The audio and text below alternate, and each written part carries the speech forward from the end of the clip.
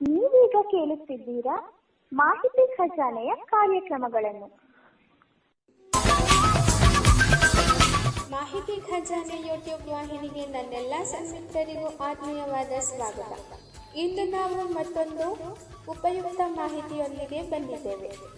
ಈ ವಿಡಿಯೋ ನಿಮಗೇನಾದರೂ ಇಷ್ಟವಾದಲ್ಲಿ ಲೈಕ್, ಶೇರ್, ಕಾಮೆಂಟ್ ಮಾಡಿ ಹಾಗೂ ಇನ್ನು ಹೆಚ್ಚು ಉಪಯುಕ್ತ ಮಾಹಿತಿಯನ್ನು ನಮ್ಮ ಯೂಟ್ಯೂಬ್ ವಾಹಿನಿಯಿಂದ ಏನಾದರೂ ನಿರೀಕ್ಷಿಸುತ್ತಿದ್ದೀರಾ?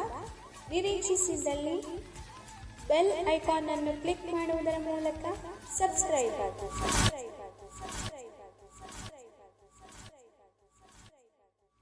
ನುಡಿ ಬೆಳಗು. ಕಣ್ಣೀರು ಕರಗುವ ಮುನ್ನ ಆ ಹುಡುಗ ಓಡಿಸುತ್ತಿದ್ದ ಬೈಕಿನ ಹಿಂದೆ ದಡೂತಿ ಗೆಳೆಯನೊಬ್ಬ ಕೂತಿದ್ದ. ಗಾಡಿ ಓಡಿಸುತ್ತಿದ್ದವನು ಸನಕಲ. ಒಮ್ಮೆಗೆ ಸಿಗ್ನಲ್ನಲ್ಲಿ ಗಕ್ಕನೆ ನಿಂತ ಕಾರಿಗೆ ಹಿಂದಿನಿಂದ ಬಂದ ಬೈಕು ಗುದ್ದಿತು. ಇಬ್ಬರು ಗೆಣೆಕಾರರು ಹಾರಿ ಬಿದ್ದರು. ಮೊದಲು ಬಿದ್ದ ಸನಕಲನ ಮೇಲೆ ದಡೂತಿ ಹುಡುಗನ ಭಾರದ ದೇಹ ಅಪ್ಪಳಿಸಿತು. ದಡೂತಿ ಗೆಳೆಯನಿಗೆ ಸದ್ಯ ಏನೂ ಆಗಲಿಲ್ಲ.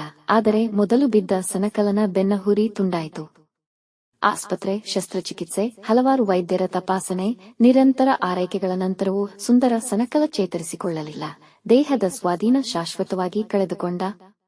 ಆ ನೋವಿನಲ್ಲೂ ಸನಕಲ ಹುಡುಗ ತನ್ನ ಅಪ್ಪನಿಗೆ, ನನ್ನ ಗೆಳೆಯನ ತಪ್ಪಿಲ್ಲ, ಅವನಿಗೆ ಏನೂ ತೊಂದರೆ ಆಗಕೂಡದು, ಅವನ ಜೀವನ ಹಾಳಾಗಬಾರದು, ಯಾರೂ ಅವನಿಗೆ ಬೈಯಬಾರದು, ಗಾಡಿ ಓಡಿಸುತ್ತಿದ್ದ ನಾನೇ ಎಲ್ಲಕ್ಕೂ ಜವಾಬುದಾರ ಎಂದ.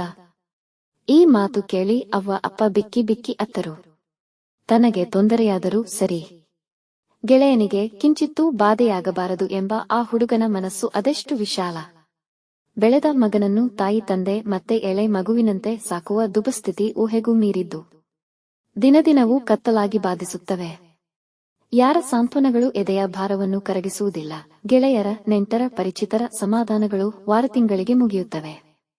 ಧೃತಿಗೆಡದೆ ಜೀವನವನ್ನು ಯಥಾವತ್ತೆಂದು ಸ್ವೀಕರಿಸಲು ಗಟ್ಟಿ ಮನಸ್ಸು ಬೇಕು. ಕಣ್ಣೀರು ಸಿಡಿದು ಚಲಿಸುವುದನ್ನು ನಿಲ್ಲಿಸಬೇಕು. ನನಗೆ ಸಿಕ್ಕ ಆ ಹುಡುಗನ ತಂದೆ ತಮ್ಮ ಮಗನ ವಿಷಯ ಹೇಳುತ್ತಾರೆಂದು ಭಾವಿಸಿದ್ದೆ. ಆದರೆ ಅವರು ಮತ್ತೊಂದು ರೀತಿ ಪರಿವರ್ತನೆಯಾಗಿದ್ದರು. ತಮ್ಮ ಮಗನಂತೆಯೇ ವ್ಯಥೆ ಪಡುವ ಅನೇಕ ಮಕ್ಕಳ ಕತೆ ಹೇಳಿದರು. ಅವರ ಚಿತ್ರಗಳ ತೋರಿದರು.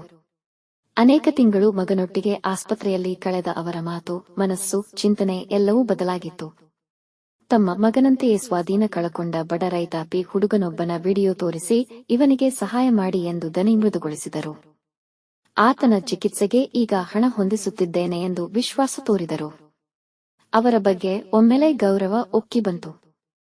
ಆಗಿ ಹೋಗಿದ್ದನ್ನು ನೆನೆದರೆ ಚಿಂತೆ, ಮುಂದೆ ಆಗುವ ಒಳಿತನ್ನು ನಂಬಿದರೆ ನೆಮ್ಮದಿ, ಇತರ ದುಃಖಕ್ಕೆ ನೆರವಾದರೆ ಅದು ನನ್ನ ಮಗನಿಗೆ ಸಲ್ಲುವ ಆಶೀರ್ವಾದ. ಬದುಕು ಬಂದಂತೆ ಸ್ವೀಕರಿಸುವುದು ಜಾಣತನ. ಆಗುವುದನ್ನು ನಿಲ್ಲಿಸಲು, ಬದಲಾಯಿಸಲು ಸಾಧ್ಯವಿಲ್ಲ. ನಮ್ಮಂತೆಯೇ ಸಮಾನ ದುಃಖಿತರಾದವರಿಗೆ ನೆರವಾಗಿ, ಪ್ರೀತಿ ತೋರಿ, ಧೈರ್ಯ ತುಂಬಿ, ಮನುಷ್ಯತ್ವಕ್ಕೆ ಹಂಬಲಿಸುವುದೇ ನಿಜವಾದ ಜೀವನ ಎಂದರು.